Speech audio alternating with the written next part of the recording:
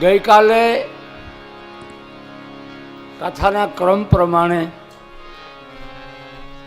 ભગવાન દ્વારકાધીશ અજમલને આંગણે સગુણ લીલા કરવા આવે.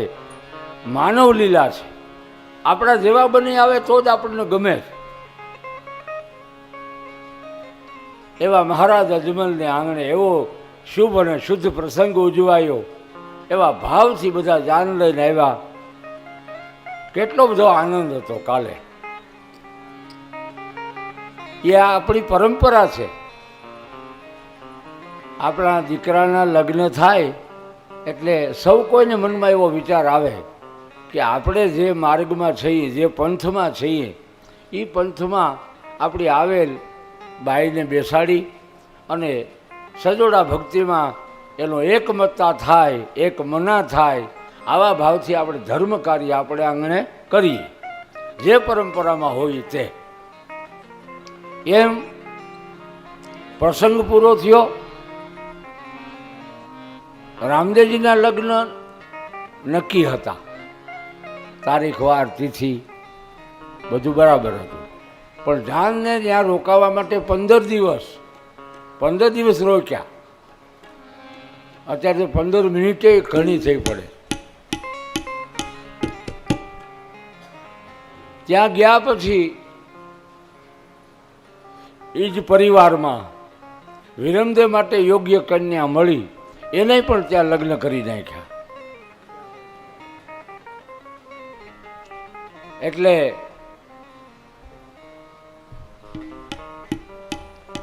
લગ્ન પૂરા થયા પછી ગુરુદેવને બોલાવ્યા છે. બાળીનાથ બાપા આવ્યા છે અજમલજીના રાજમાં. આખું કુટુંબ પરિવાર, હે બાપ, હે ગુરુદેવ, આપણી કૃપા દ્રષ્ટિથી અમે આ ગ્રસ્થાશ્રમમાં બંને ભાઈઓના લગ્નથી પરિવારી. હવે અમારા રામદેવની કંઈક ઈચ્છા છે. સાચો માણસ વચમાં નો દાવો રાખે, મારી ઈચ્છા છે એમ ન કહે. તો ગુરુદેવને પૂછવાનું કારણ શું? આપણી ઈચ્છા એ જ હાલવું હોય એને મનમુખી કહેવાય, ગુરુમુખી ન કહેવાય. મહારાજ અજમલજીએ એમ વિવેક કર્યો કે બાપજી, અમારા રામદેવની કાંઈક ઈચ્છા છે. બાળીનાથ બાપા મંદ મંદ હસતા હસતા કહે છે, બોલો રામદેવ, આપ શું કહેવા માગો છો?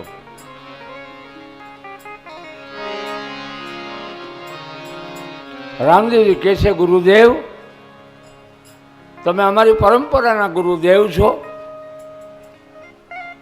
હરખ ઉલ્લાસ હોય એ અમારે ઉભરો ક્યાં ઠલવવો? આપણા શરણ સિવાય ક્યાં જવું?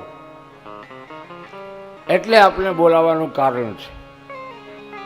હા બોલો રામદેવ, આપની ઈચ્છા હોય તે કહો.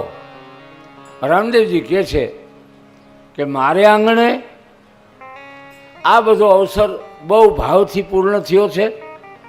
મારી પ્રજા રાજી છે, મારું પરગણું રાજી છે. સૌ કોઈ સંતો આવે એ આશીર્વાદ દેવા આવે છે, જેમ અહીંયા પધાર્યા છે એમ. તો રામદેવ, આપની ઈચ્છા હોય કયો. રામદેવજી કહે છે કે બાપજી, મારી ઈચ્છા એવી છે કે મારે આંગણે સૌરો મંડપ થાય.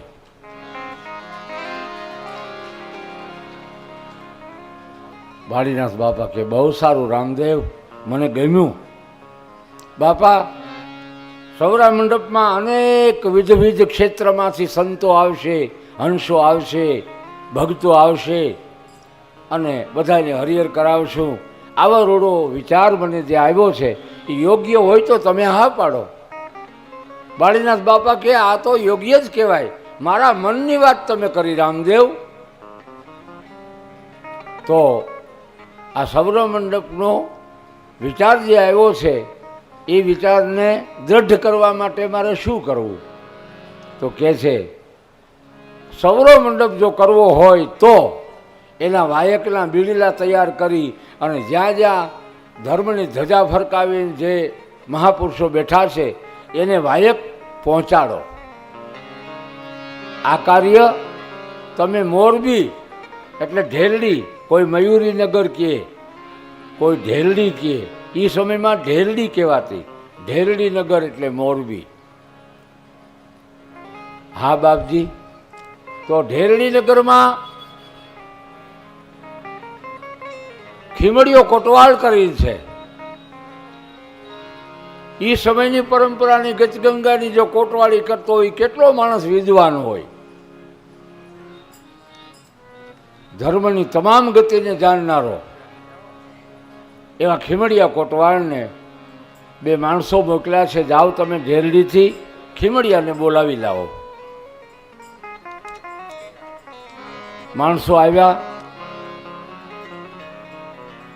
ખીમડિયાને આંગણે મહેમાન બન્યા છે, રામદેવજીનું આમંત્રણ છે. ખીમડિયા કોટવાળને કહે છે, આપને યાદ કર્યા છે તમને પોકરણમાં, તમે જલ્દીથી પધારો, ધર્મ કાર્ય કરવાની મહારાજ અજમલજીની રામદેવજીની ઈચ્છા છે.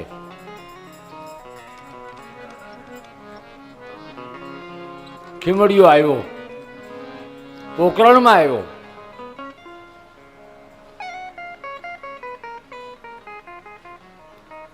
ખીમડિયાને રામદેવજી કહે છે,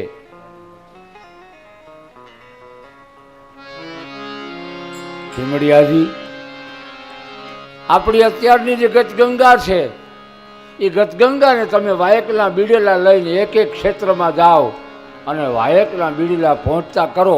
આપણે આંગણે ધર્મ કાર્ય એટલે કે સૌરવ મંડપ છે, એ સૌરા મંડપમાં તમામ સંતો હાજરી આપે એવી મારી ઈચ્છા છે. ખીમડિયાએ વાયક તૈયાર કર્યા, વાયકના બીડલા, અને નીકળ્યો છે વાયક લઈને. વિચાર કરે છે, પેલું વાયક ક્યાં આપવું? સાત્વિક વિચાર હોય ને એને બળ બહુ મળે, એમાં સંકલ્પનો વિકલ્પ ન થાય. એમ ખીમડીઓ નીકળ્યા છે પહેલું વાયક લઈને.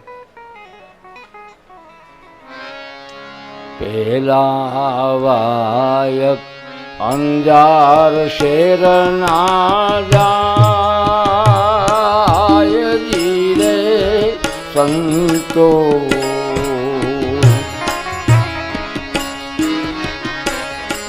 આવા ત્યાંથી ને જેસલ ને તોર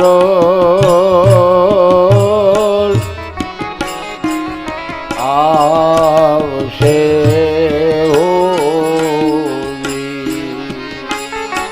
એવા ત્યાંથી ને જેસલ ને તોર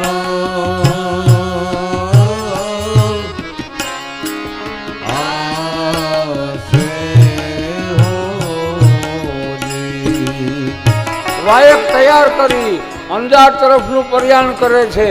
પણ એની પહેલા આ ખીમડીઓ એ સમયની ગતગંગાનો બાહોશ, વિવેકી, ધર્મના મર્મની ગતિને જાણનારો, એને પરબારો. આમ નિમણૂક આવી ગઈ છે કે આ મોટો માણસ ધર્મનો. એના જીવનમાં એણે કેટલાય કષ્ટ સહન કર્યા હશે. એમણે ભગત ન થવાય. તો ખીમડિયાને પૂછી જોઈ કે તમે બધા આ સમયની ગતગંગા, એ ગતગંગાના કોટવાળી કરનારા ધર્મ રક્ષક, તો તમારા જીવનમાં એવું બધું શું આવ્યું કે તમે લોકો આ બધા ઊંચાઈથી જોવા માંડ્યા? હાલો એને પૂછી જોઈએ ખીમડિયાને, તમારા જીવન કવનની વાત કરો. વાત એમ બની, ખીમડિયા કોટવાળ ઢેરડી નગરના વાસી, એને ઘેરેથી એની પત્નીનું નામ દારલદેબાઈ છે. સાહેલીઓની સાથે જળ ભરવા માટે જાય છે. એ જળ ભરીને પાછા આવે એ દરમિયાન રાવત રણસિંહને કોઈએ કાન ભંભેરણી કરી કે મહારાજ, આ રાજ સત્તા તમારી છે, હુકમ તમારો હાલે.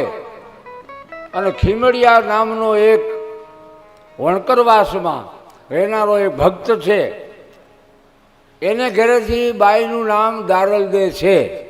અને દારલદેના રૂપની તો શું વાત કરીએ મહારાજ, અને એના ગુણની શું વાત કરીએ, એની શક્તિની શું વાત કરીએ. જો આવી બાબત હોય તો મહારાજ તમે તો હુકમ આપો એટલી જ વાર છે. રાજમાં શોભે એવી બાઈ છે, તમે જાઓ. અને મનમાં નબળાઈ આવી. રાજ સત્તાવાળો માણસ આ વાત સાંભળીને કંગાલ બન્યો છે. ઘોડે સવારી કરી, હાંકડી શેરીમાં ઘોડે સવારી કરીને ઊભો રહી ગયો. દારલદે અને સાહેલીઓ પાણી ભરીને આવે અને વચમાં ઘોડે સવારી કરીને ઊભેલો રાવત રણસિંહ એનું નામ છે. દારલદેનું બેડલું આ 5 સાહેલીઓ થયું ને એ બધા ઉપર ઈંઢોણી માથે બેડલા હતા. પણ દારલદેનું બેડું એવું હતું કે એના માથાથી એક વેચ અધેર બેડું રહેતું હતું. આવી શક્તિનું સતીત્વ એનામાં હતું. રાવત રણસિંહ ખ્યાલ આવી ગયો કે હોય ન હોય તો આજ ખીમડિયા કોટવાળની ઘરવાળી હોય. એટલે ઘોડે ઉપર બેઠો બેઠો આ માણસ રૂમાલનો છેડો અડાવે, બેડાને અડ્યો. સતીના સતીત્વ તો એવા હોય કે એને સ્પર્શ ન કરી શકે કોઈ, બળીને રાખ થઈ જાય. આ ભજનના પ્રતાપ છે. અમારા ગોંડલમાં નથુરામ બાપુ થયા. જીવનદાસ બાપા લોહલંગરીના શિષ્ય, 3 શિષ્યો એના બહુ સુંદર. અમરેલી સંત મૂળદાસ, ઘેડમાં બાલાગામમાં દાસારામ અને શેલખંભાળિયામાં આ નથુરામ.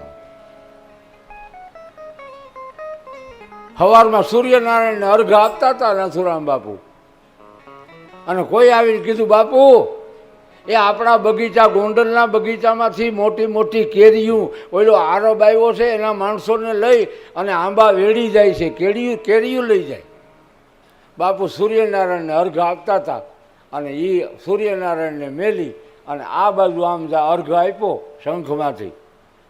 ત્યાં ઓલો પેલો ઘોડે સવાર ઉપર બેઠેલો આરબ ન્યા બળી ગયો. બાવે આરબ બાળીઓ પીરાઈ બતાવી તે વીર, ગોંડલિયાની ગાદીએ નથવે ચડાવ્યા નીર. આવા મહાપુરુષે સંકલ્પમાં બીજું આવી જાય, સંકલ્પમાં તો પણ એ કાર્ય થઈ જાય. એને કાંઈ કરવું ન પડે, મહેનત તો કરવી પડે.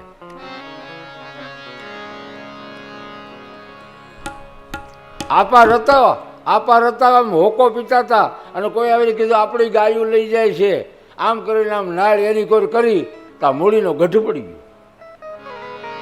આ પાવર ક્યાં ઘરનો?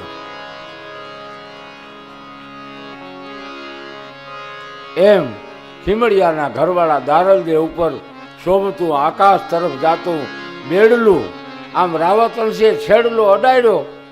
એ જ ઘડીએ બેડું નીચું આવી ગયું, એક આંગળ રહ્યું.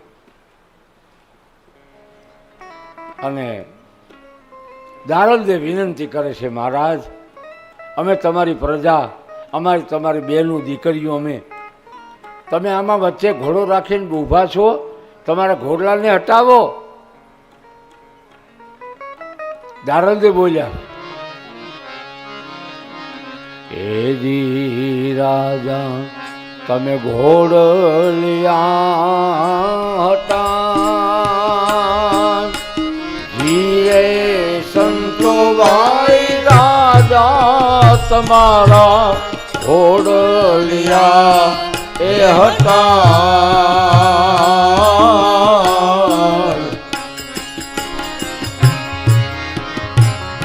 આવાયો મારે માથે રે માંગર બેડલા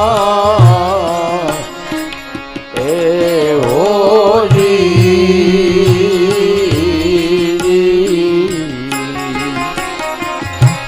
હે રાજા, તમારા ઘોડલિયાને એક બાજુ લઈ લ્યો, અમારા માર્ગ રોકી ન ઊભું રહેવાય. અરે રાજા, અમને માણસો અડવાથી અભડાય છે, આ સમાજ, બાકી હું રાખ્યું? તો રામદેવજી આવો દયાળુ અવતાર લઈને આવ્યા અને બધાના બંધનમાંથી મુક્ત કરી એક જ્યોતના અંજવાળે 18 વરણને બાવે એક જ પ્યાલે રાખ્યા. રાજા, તમે કદાચ અમને અડી જાઓ, તમે છેટા રહેજો. હુકામે કે સમાજે અમને આવી અમારી ઉપર કરી છે.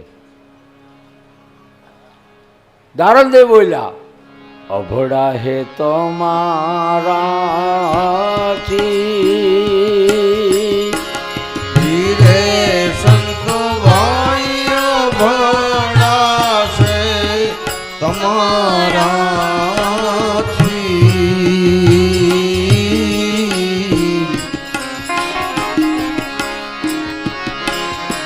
એવાયો મેરે એ તમારો વેચીએ દામડા હે હોજી.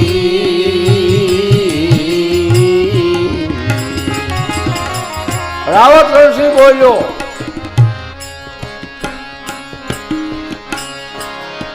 સતી તમે કોના ઘરના ધીરે સંતો ભાઈ સતી તમે એ કોના ઘરની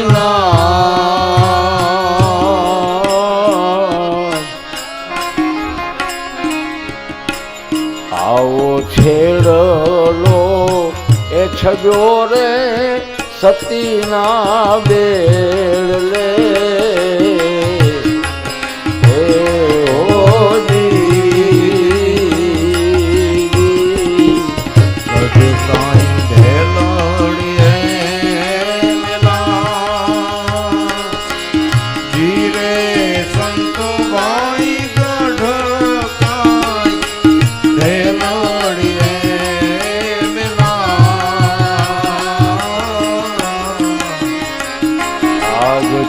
મોડિયાની તરિયા રે પાણીડા સંત જા એ હોજી.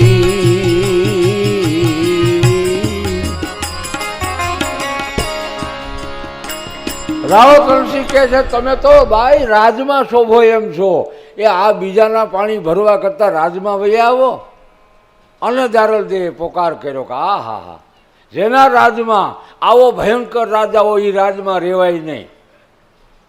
અને જો હું કાંઈ નહીં બોલું દારલદેવ કહે તો આવતી પેઢીની મારી બહેનું કેટલીક છે એને આવા માણસો હેરાન કરી દે.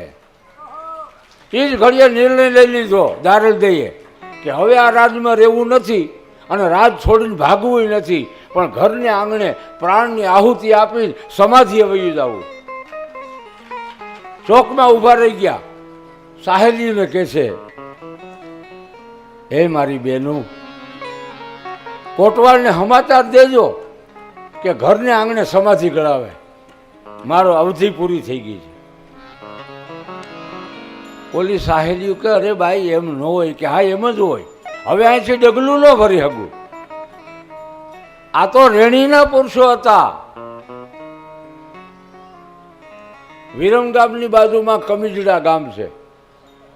કોક દીક જવાનું થાય ભૂલમાં તો જાજો. એ કમિજડામાં ભીખા નામનો એક ભરવાડ, અને એ ભાણ બાપાનો શિષ્ય, વડોદરા ભાણ બાપા, ભાણ સાહેબ.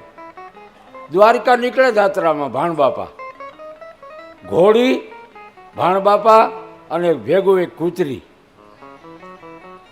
આ ત્રણેય જાત્રામાં જાય. અને આ ભીખા ભરવાડને આંગણે આવીને ફળિયામાં ઘોડો ઊભો રાખી, એ ક્યાં મારો દીકરો ભગત ક્યાં? તો બાપા એ ગયા છે માલઢોરમાં. તો મારે સીતારામ કહી દેજે મારે ઉતાવળ છે, હું રોકાઈશ નહીં. અરે પણ બાપા એમ હોય કાંઈ? આશરાના ધર્મ આમ કાંઈ ઉંબરું હોટીને જવાય? એમ ન હાલે. નહીં નહીં બાપા મારે ઉતાવળ છે, તું મારા દીકરાને સીતારામ કહી દેજે. ભાણ બાપા કી અને હાલતા થઈ ગયા. ઓલી બાઈએ દોટ મેલી, એના ઘરવાળાને કે ગુરુ મહારાજ એ ફળિયામાંથી વયા ગયા, હાલો હાલો. માલ ભલે રેઢો સરે અને હળી કાઢી ભગતે. એ ગામ બાઈને ઘોડી લઈને નીકળ્યા ભાણ બાપા. તળાવને કાંઠે ઘોડી ચડીને આમ હાલ્યા જાય અને વાહ્યા દોડ્યો, હે બાપા, હે ગુરુ મહારાજ, હે બાપા, એ જાવમાં, એ તમારો સેવક દુઃખી થાય, જાવમાં. ભાણ બાપા પાછું વળીને નથી જોતા અને દોટ મેલી જ્યાં નજીક ગયો અને હાથ કર્યો, હે બાપા, હે ભાણ બાપા, હવે જો એક ડગલું આગળ વટો તો તમને રામ દુવાય છે. રામ દુવાઈ દીધી અને ઘોડીએથી ઉતરી ગયા. ભાણ બાપા માથે હાથ રાખી અને વિચાર કરે કે હા હા હા, મારે દીકરે કર્યું, મારું આમ જ હશે. આવ્યો, પગે લાગ્યો, બાપા આ તમારા સેવકનું ઘર તમે તજીને વયા જાઓ, એ અમને સારું લાગે. થોડોક સમયમાં ફેરફાર થાય, બીજું શું, એમ ન જવાય બાપા, હાલો ઘેરે હાલો. ભાણ બાપા કે એ બેટા વાત પૂરી થઈ ગઈ. કેમ? તું શું બોલ્યો એ ખબર છે તને? કેમ બાપા?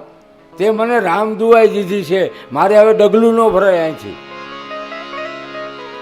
જા ગામેડું ને કે બધાય સાધનો લઈને આવે અને અહીંયા મારી સમાધિનો ખાડો તૈયાર કરી, હવે મારાથી એક ડગલું ન ભરાય.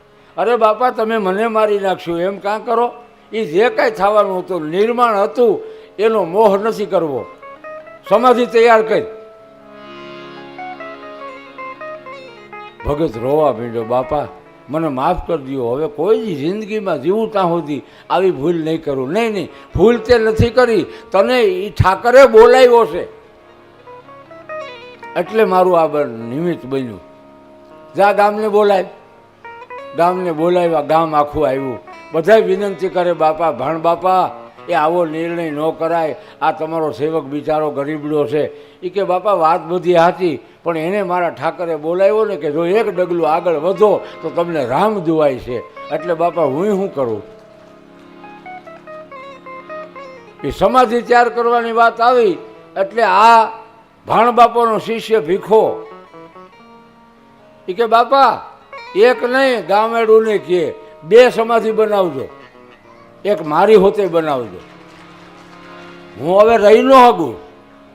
તો એ ભાણ બાપાએ કીધું તારે હજી વાર છે દીકરા, ઘોડીમાં છે સામાન રાખવાનું જે કપડાનું જે બનાવે ને એનું નામ ખડિયો. એ ખડિયો હતો, એ ખડિયામાંથી ભાણ બાપાએ બે દાંતણ લીમડાના દાંતણ કાઢ્યા. એ લીમડાના દાંતણ કાઢીને આ ભીખાને કીધું બેટા હાલે આ દાંતણ, આ તારે આંગણે લીમડો વાવજે, એ મોટો થાય એ એમાં લીંબોળી આવશે અને લીંબોળીમાં ગળપણ આવશે, ગળપણ આવે તે દી સમાધિ તારી થાય. અને ગામ આવ્યું. ભાણ બાપા કહે છે એક સમાધિ નહીં હો, 3 બનાવજો, 3. મારા વિના મારી ઘોડી નહીં રહી હગે, મારા વિના મારી કૂતરી નહીં રહી હગે. આ 3 સમાધિ એકારે કરાવો. અને 3 સમાધિ ગામે તળાવને કિનારે કરી અને ભાણ બાપા સમાધિમાં હજી જાય એની પહેલાં ઓલી કૂતરી ભેગી હતી ને ઠેકડો મારીને વહી ગઈ, સમાધિમાં ગઈને પ્રાણ વયા ગયા. આને સમાધિ કહેવાય. એની જાહેરાત તો ન હોય, સમાધિએ જાઉં સમાધિએ જાઉં, એ બેસી જાય હરિનું નામ લઈ. અને બીજી સમાધિ ઘોડીની થઈ. ઘોડી જ્યાં અંદર ઉતરી ત્યાં એના પ્રાણ વયા ગયા. અને છેલ્લે પછી ભાણ બાપાની સમાધિ. આજની તારીખે 3 સમાધિની પૂજાઓ થાય છે. કોક દીક જવાનું થાય વિરમગામની બાજુમાં તો દર્શન કરવા જાજો. જાનકીદાસ બાપુ સંત છે, વિવેકી છે, સાધુ મત પ્રમાણે હાલે છે. તો કમીજડા જાજો, એનું નામ છે ગામ કમીજડા. એમ દારદે કે છે હે કોટવાળ સમાધિ ગળાવો ઘરને આંગણે. કોટવાળ સમજી ગયો કે હોય ને હોય ગમે એ કારણ હોય, નકર સતી આવા સમાચાર મને ન આપે.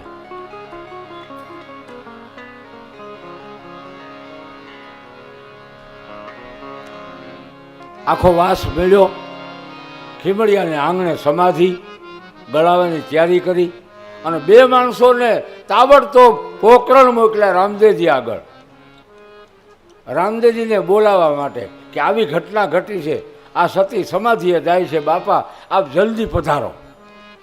રામદેવજી કીધું મારે પધારવું નથી, મારે હજી ખીમડિયાનું કામ છે, ધારલદેવનું કામ છે. હું જે કાર્ય માટે આવ્યો ને એ બાઈ વહી જાય એમ હાલે?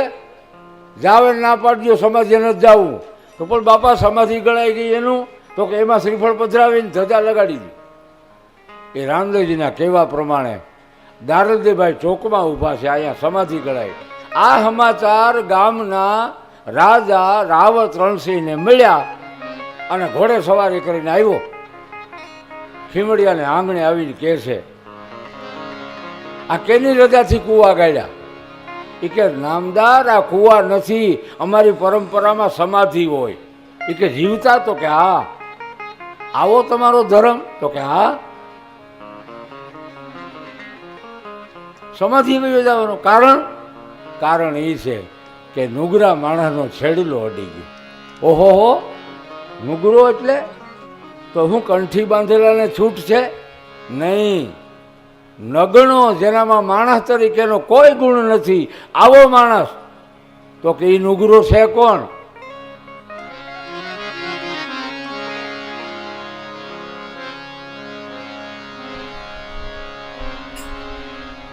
ખીમડા કોટવાલ કહે છે, એજી રાજા સાંભળ મારી વાત,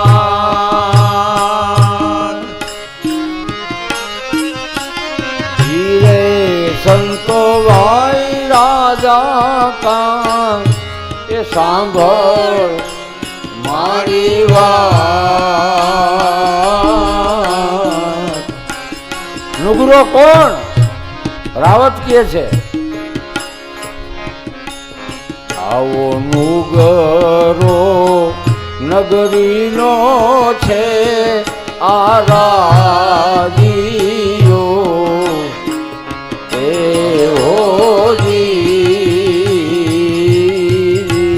હું નુગરો? હા, નુગરો નગરીનો રાજીઓ. ખીમડીઓ કે છે, રાવત કે નુગરો બતાવો, ઘાણીએ તેલ કાઢું. નુગરો કોણ છે બતાવો. એટલે ખીમડીઓ કે નુગરો બીજો કોઈ નહીં, આ નગરીમાં નુગરામાં નુગરો હોય તો આ મારો રાજા. રાવત કે હું? તો કે હા. કેવી રીતે? એ તો ભગવાનને ખબર છે, તમે કેમ છો. ઓહો, જીવતા સમાધિએ વયા જવાની વાત આવે, નગણા માણસનો છેડલો થયો અને આ બાઈ જો આવું પર્યાણ કરી લેતી હોય તો આ તમારો માર્ગ કયો, પંથ કયો છે એ તો બતાવો. ત્યારે ખીમડીઓ કહે છે, અમારો આ પંથ એનું નામ છે, કોઈ નિધિયા કે, નિજારી કે, મોટો કે, માં કે, જે કયો એ પંથ અમારો. તો મને એ પંથમાં ભેળવો ને, જીવન મળ્યું છે એ ખીમડા મારી ઉપર દયા કરો ને. રાવત અંશીએ હાથ જોડીને માંગણી કરી, એજી ખીમરા અમને રે પરમો ધીરે સંતો ભાઈ ખીમડા અમને રે પરમો, નહીં તો કાયા રે પાડું રે તારે આંગણે રે, એ હોદી. ખીમડીઓ કે એ પરમોદવાની વાત આવે, મારો એકલાનો ધર્મ નથી, મારી સત્તા નથી ધર્મની. મારા ગુરુજનો આવે, મારા સંતો આવે, મારા હંસો આવે, મારા ગતના ગોઠી આવે તો આ નિર્ણય લેવામાં આવે. હું એકલો ન કહી શકું. તો કે ગતગંગાને બોલાવો, હું તમે કયો એ કરવા તૈયાર છું. મારે આંગણે ધર્મ કાર્ય થાય, મારે આંગણે પાઠ પૂજા થાય, ગુરુજનોને હું તમે કયો એમ વાયક મોકલું. અને ખીમડિયાએ હા પાડી. તો મારા ગુરુજનોને હું પૂછીને તમને કહું. ગુરુજનોને પૂછવામાં આવ્યું, ગુરુજનોએ હા પાડી. આ સ્વીકાર કર્યો વાતનો. રાવતને રણસિંહના આંગણામાં આજ પાઠ પૂજાના ઉત્સવનો જામૈયો તૈયાર થયો. ગતગંગા આવી છે, જેસલ તોરલ આવ્યા, માલદે રૂપાદે આવ્યા, કુંભો નિરળબાઈ આવ્યા, પાલીતાણાની બાજુમાંથી હાલો હુરો ઢાંગો વનવીર હોત આવ્યા. આ ઢેરડી નગરના મહેમાન થયા છે. તારીખ વાર તિથિ નક્કી થયા કે આ તિથિના દિવસે આપણે ઢેરડી નગરમાં જવું છે. તો ક્યાંય ધર્મ કાર્યમાં જવું હોય ને તો આપણે આપણો સ્વભાવ હોય કે પેલા ગામમાંથી આપણા જે માનીતા છે ને એને લઈ જઈએ તો કેવી મજા આવે, બધા હરખે હરખા જઈએ તો.